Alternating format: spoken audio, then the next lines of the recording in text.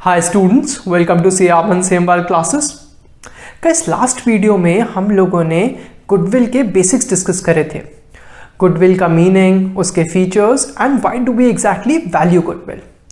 आज के वीडियो में हम लोग गुडविल की क्लासिफिकेशन डिस्कस करने वाले हैं। तो चलो लेट्स गेट स्टार्टेड। ओके, जब हम गुडविल की क्लासिफिकेशन की बात करते हैं तो गुडविल दो तरीके से क्लासिफाई करी जाती है। The first one is going to be purchase goodwill and the second one is going to be self generated या फिर नॉन परचेज गुडविल। जब हम परचेज गुडविल की बात करते हैं तो ये ऐसी गुडविल की क्लासिफिकेशन हुई जिसके लिए जो बिजनेस है वो उसको अक्वायर करने के लिए एक तरीके की कंसिडरेशन पे करता है। ये कंसिडरेशन कैश में भी हो सकती है या फिर काइंड में भी हो सकती है। Here goodwill is nothing but purchase consideration का excess over the net assets।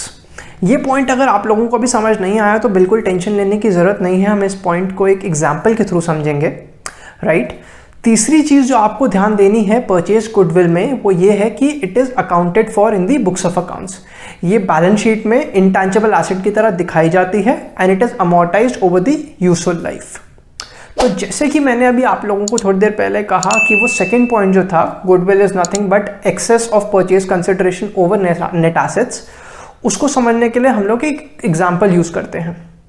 तो सपोज हमने एक बिजनेस अक्वायर करा जिसके एसेट्स जो थे वो 70 रुपीज़ के थे, उसकी लाइबिलिटीज़ जो थी वो 100 रुपीज़ की थी, और ऐसे बिजनेस को अक्वायर करने के लिए हमने 20 रुपीज़ की purchase consideration the.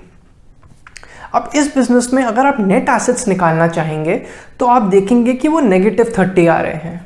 Net assets is nothing but excess of assets over liabilities, जो भी आप अक्वायर कर रहे हैं उसका, तो वो -30 आ रहे हैं। एक तरीके से लाइबिलिटीज ज़्यादा अक्वायर कर लें। ओवर एंड अबव दिस हमने 20 रुपीज़ की परचेज कंसिडरेशन भी दे दी। तो एक तरह से अगर आप सोचोगे तो आपको लगेगा कि अरे यार 50 रुपये का तो नुकसान हो गया, बट अकाउंटिंग ट्रीटमेंट के पर्सपेक्टिव से और अकाउंट्स के स्टैंड पॉइंट से जब आप देखेंगे तो हम कहेंगे ये 50 रुपये जो हमने एक्सेस दिए हैं that isn't a loss but it's actually goodwill for the acquired business, right. ये बात हो गई हमारे परचेज गुडविल की।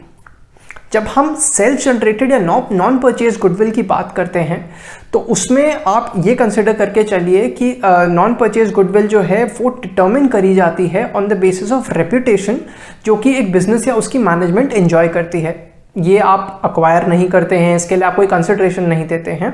It is just any form of reputation जो कि एक बिजनेस या फिर उसकी मैनेजमेंट की एक वैल्यू डिटर्मिन करी जाती है and it is determined by an external valuer.